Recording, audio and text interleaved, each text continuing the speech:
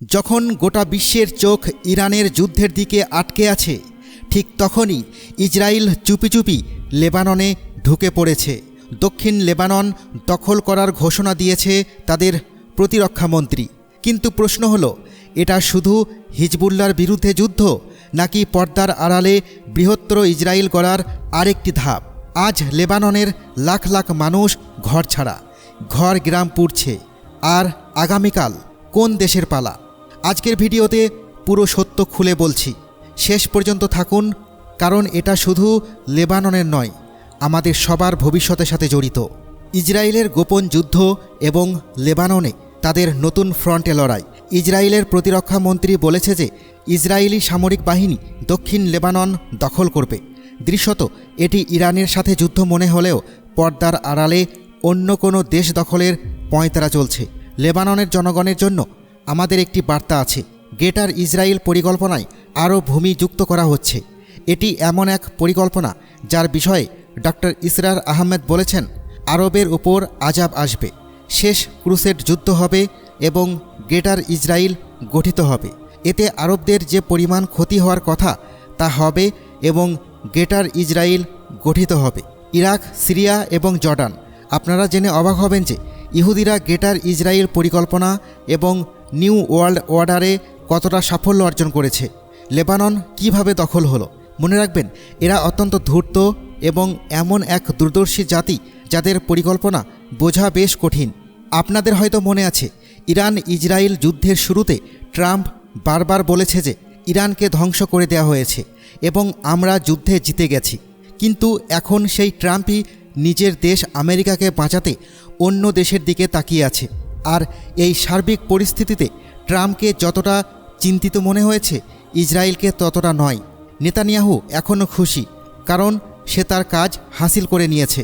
যখন গোটা বিশ্বের নজর ইরানের দিকে আটকে ছিল, তখন পর্দার আড়ালে লেবাননে গাজা পার্ট 2 শুরু হয়ে গিয়েছিল। ইসরায়েল লেবাননে স্থলপথে দখলদারিত্ব শুরু করেছিল এবং এই বিষয়ে কারও কোনো খবর ছিল না। লেবাননে এমন সব ভয়ঙ্কর অস্ত্র দিয়ে হামলা চালানো হয়েছে যা জেনে আপনি অবাক হবেন। সাধারণ নাগরিকদের ওপর হোয়াইট ফসফরাসের মতো রাসায়নিক পদার্থ ব্যবহার করা হয়েছে। লেবাননে রাসায়নিক হামলার উত্তেজনা বাড়িয়েছে। মনে রাখবেন, এই হোয়াইট ফসফরাস কোনো সাধারণ রাসায়নিক নয়, বরং এটি এমন একটি রাসায়নিক যার ব্যবহারের পর তাপমাত্রা 800 ডিগ্রি সেলসিয়াস পর্যন্ত পৌঁছায়, অর্থাৎ মানুষের শরীর গলে যায়। এটি মানবাধিকার এবং রাসায়নিক অস্ত্র চুক্তির প্রকাশ্য লঙ্ঘন এবং মানবতার প্রতি এক চরম নিষ্ঠুরতা ছিল, যা গোপনে করা হচ্ছিল। ঠিক সেই সময়ে হিজবুল্লাহকে নিশানা করা হয়, যাকে ইসরায়েলের সবচেয়ে বড় হুমকি বলে মনে করা হয়, এবং ইসরায়েল তাদের পরিকল্পনা অনুযায়ী লেবাননে ঢুকে পড়ে। এদিকে মানুষ ইরানকে নিয়ে মাতম করতে থাকে, আর ওদিকে ইসরায়েল লেবাননে তাদের কাজ হাসিল করে নেয়। এটি ইহুদিদের পুরানো স্বভাব যে তারা অত্যন্ত গোপনে কাজ করে।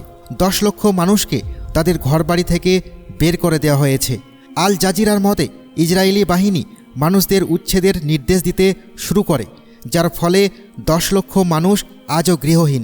16 মার্চ ইসরায়েলি প্রতিরক্ষা মন্ত্রী বলেছে যে দক্ষিণ লেবানন থেকে বাস্তুচ্যুত শিয়া বাসিন্দারা নিজেদের বাড়ি ফিরতে পারবে না যতক্ষণ না আমাদের উত্তরের বাসিন্দাদের নিরাপত্তা নিশ্চিত হয়। এখন আপনারা কি মনে করেন যে ইসরায়েলি এই দখলদারিত্ব সাময়িক?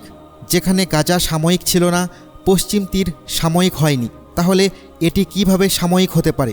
প্রায় 5800 বর্গ কিলোমিটার এলাকা, যেখানে প্রায় 30 লক্ষ ফিলিস্তিনির বাস।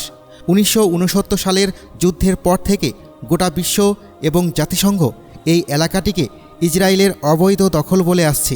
তা সত্ত্বেও ইসরায়েল এই এলাকার 25% ইসরায়েলের ভূমি হিসেবে দখল করে এবং 7 লক্ষ ইহুদিকে এখানে এনে বসতি স্থাপন করায়।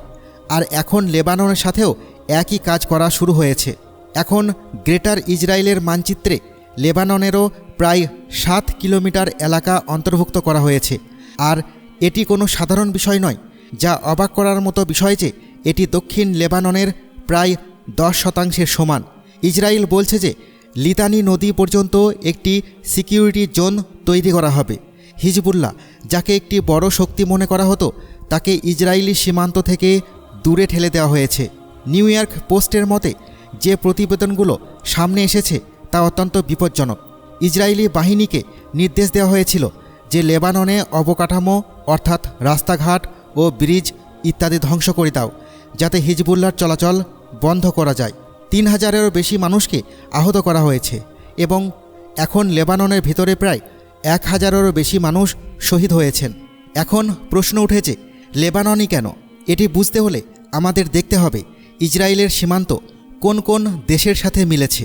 এটি বিশ্বের একমাত্র দেশ যার নির্দিষ্ট কোনো সীমানা নেই এবং তারা এটি করতেও চায় না, কারণ তাদের পরিকল্পনা হলো গ্রেটার ইসরায়েল করা, অর্থাৎ পুরো আরব বিশ্বকে সেই গ্রেটার ইসরায়েলে অন্তর্ভুক্ত করা, থার্ড টেম্পলের ভিত্তি স্থাপন করা এবং তাদের সেই মসিহের অপেক্ষা করা যাকে দাজ্জাল বলা হয়। এখন ইসরায়েলের সাথে যুক্ত দেশগুলোর একপাশে রয়েছে জর্ডান, সিরিয়া এবং মিশর। মিশরের কথা বললে এটিই একমাত্র আরব ইসলামী দেশ যা সর্বপ্রথম ইসরায়েলের এই অবৈধ রাষ্ট্রকে স্বীকৃতি দিয়েছিল। প্রায় 4 লক্ষ সৈন্যের দেশ মিশর 1979 সালে এই ইহুদিবাদী রাষ্ট্রের সাথে শান্তি চুক্তি করেছিল, যা আজও বহাল, অর্থাৎ ইসরায়েলের সাথে মিশরের কোনো যুদ্ধ নেই।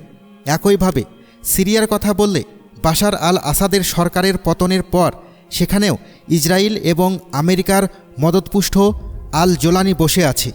জর্ডানও 1994 সালে এই রাষ্ট্রের সাথে শান্তি চুক্তি করেছে, যা এখনও বহাল আছে এবং জর্ডানের ভেতরে ইসরায়েলি ঘাঁটি রয়েছে।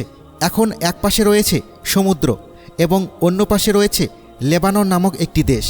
সিরিয়া সীমান্তেও যদি উত্তেজনা থাকে তবে তা বেশিরভাগই সীমিত মাত্রার। লেবাননের কথা বললে এই সীমান্তকে বিশেষভাবে স্পর্শকাতর মনে করা হয়, কারণ সেখানে হিজবুল্লাহর মতো শক্তিশালী সামরিক সংগঠন রয়েছে যাকে ইসরায়েল সবসময় ভয় পেয়ে আসছে। ইসরায়েল সরাসরি হিজবুল্লাহকে নিজেদের জন্য হুমকি মনে করে। এ কারণেই ইসরায়েলের সামরিক মনোযোগ এই উত্তর সীমান্তের দিকে বেশি ছিল এবং সাম্প্রতিক অভিযানগুলো সেখানে চালানো হচ্ছে। ইসরায়েল ইতিমধ্যে সেখানকার অনেক বড় এলাকা নিজেদের দখলে নিয়ে এসেছে। এটি গ্রেটার ইসরায়েলের ধারণা যে প্রথমে আশেপাশের মানচিত্র সম্প্রসারণ করা হোক।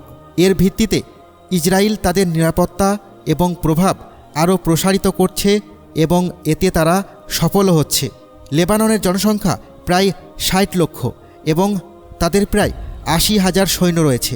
তবে ইসরায়েলের আসল ভয় এই 80,000 সৈন্য বা 60 লক্ষ জনসংখ্যাকে নিয়ে নয়, বরং তাদের আসল ভয় সেই 20 থেকে 25,000 যোদ্ধাকে নিয়ে, যাদের হিজবুল্লাহ বলা হয়, আর তাদের পৃষ্ঠপোষকতা করে আসছে ইরান।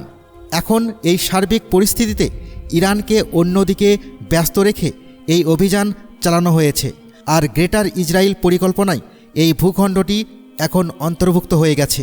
মনে রাখবেন, এটি কেবল ইসরায়েলের পরিকল্পনা নয়, বরং সারা বিশ্বের ইহুদিরা এই একই উদ্দেশ্যে পরিকল্পনা করেছে।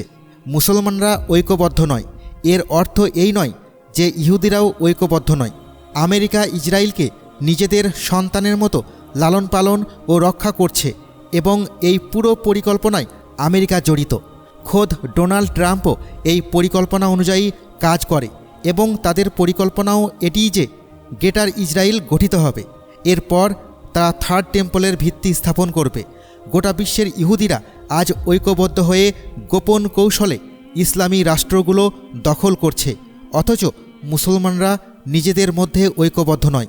প্রিয় বন্ধুরা, আপনার মতে কি বলে? অবশ্যই আমাদের কমেন্ট বক্সে উল্লেখ করতে ভুলবেন না।